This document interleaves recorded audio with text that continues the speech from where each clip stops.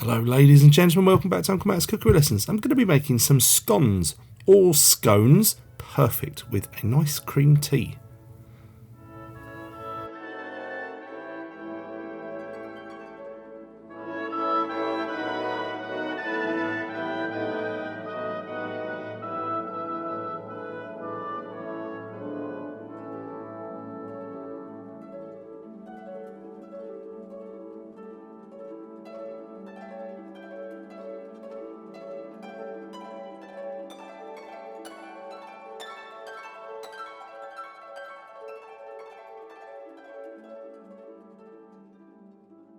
Hello there, I'm going to make scones for afternoon tea.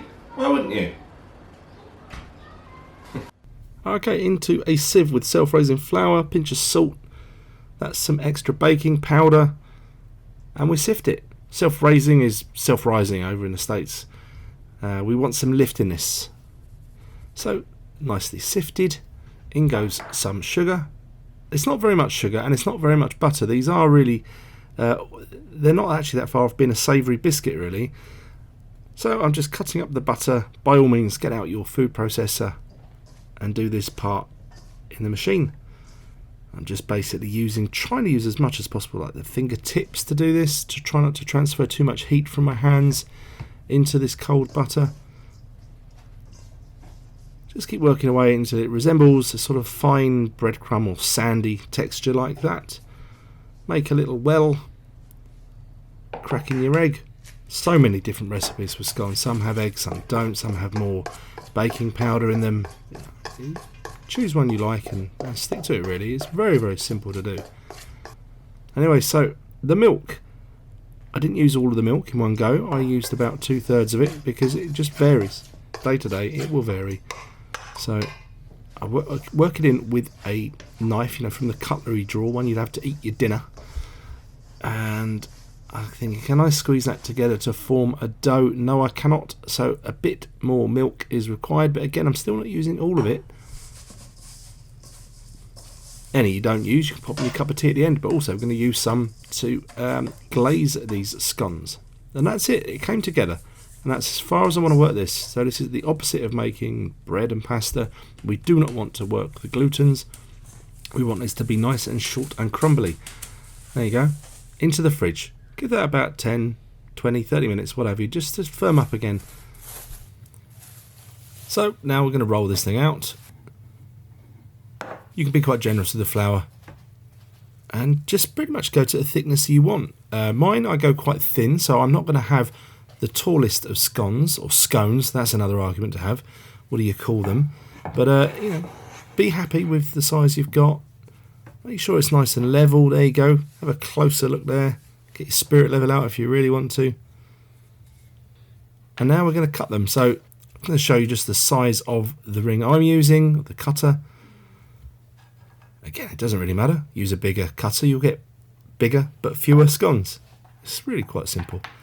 Now this bit's quite important. So obviously I want to try to get as many in the first roll as possible so that they're the crumbliest, shortest scones you can imagine. Press down. I use a bit of flour on the cutter, but what you see me I don't do is twist it. I just move it out and then I can twist it away, because if I twist it while it's in there, you'll change the sort of texture inside, and when you cook them they may not rise evenly. So I'm just going to get those on a tray, but I haven't finished yet because I made the decision, just going to bring these back together. If they're a bit dry, you can always add a splash of milk or water or just damp your hands. But again, the minimal amount of work possible, just try to bring it together. I'll make mine into a longer one, so I think I can get 2 more out of this one. And that's it. Don't mess around with it any more than that. And cut those out. Right, scones, where are they from? Well, they're British. They're either Scottish, Irish or English. Obviously, I side with the English on this one.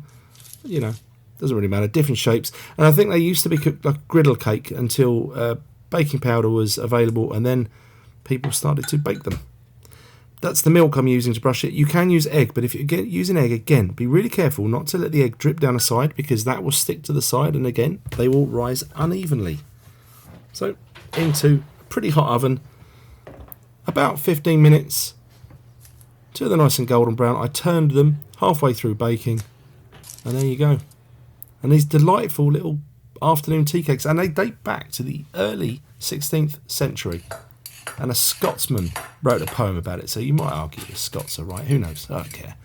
So what goes nicely with scones? Well, it's afternoon tea. Cucumber sandwiches. So I thought I'd just do that. I'm using my mandolin. Do not do that. I'm a fully trained idiot. I was just showing off. I thought it looked good. A bit of salt on your cucumbers. So if you cut them by hand, just cut them evenly. And leave the salt on there for about 10 minutes or so, just to let them draw out some of the moisture from those cucumbers. Butter a nice piece of wholemeal bread or white bread, but not too thick, medium thickness bread. Yeah, cucumber sandwiches. Honestly, give them a try. If you never have and you think, well, that's poncy, of course it's poncy. Give them a try. You're going to fall in love with them. They are really yummy. And what else would you have? Well, some smoked salmon sandwiches, of course. I mean, if you want to be civilised about this. There you go. I just put a bit of cream cheese with mine, a bit of rocket, because why not? And there we go. We have some really delightful little sandwiches to go with our cream tea. Anyway, that's pretty much it, really. They look nice, don't they, on my little cake stand? Anyway, I'm going to hand you back over to me for the tasting. Oh, there we go. Scones. So easy. And so lovely. Cup of English breakfast tea. If you have anything else, we fall out. I like them when they're maybe a little bit warm, but if you have them when they're still piping out of the oven, they're not very digestible. Oh, crumbly.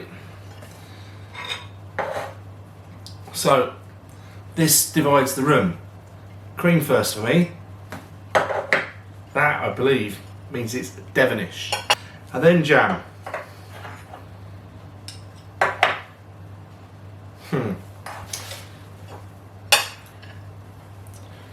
Oh. Yum yum.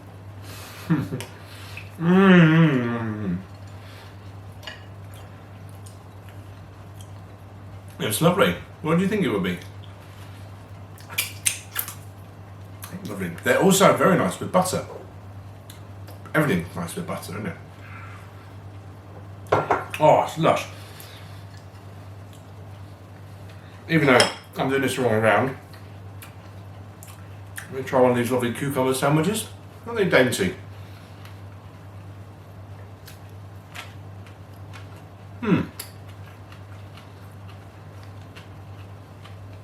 Some people put cream cheese in them. I don't, because then I find that cream cheese sort of takes over a bit. So it's just butter on the bread, because that helps to sort of protect the bread a little bit from getting wet from the cucumber. And a little bit of salt on the cucumber first. And that's just delightful. Isn't that lovely? Yeah, give scones a go. They are so easy. They're also very nice savoury toppings as well. You could just not put any sugar in, or just a pinch of sugar, and they're lovely with cheese on, things like that. Anyway, really nice. Let me know how you get on. See you soon. Bye.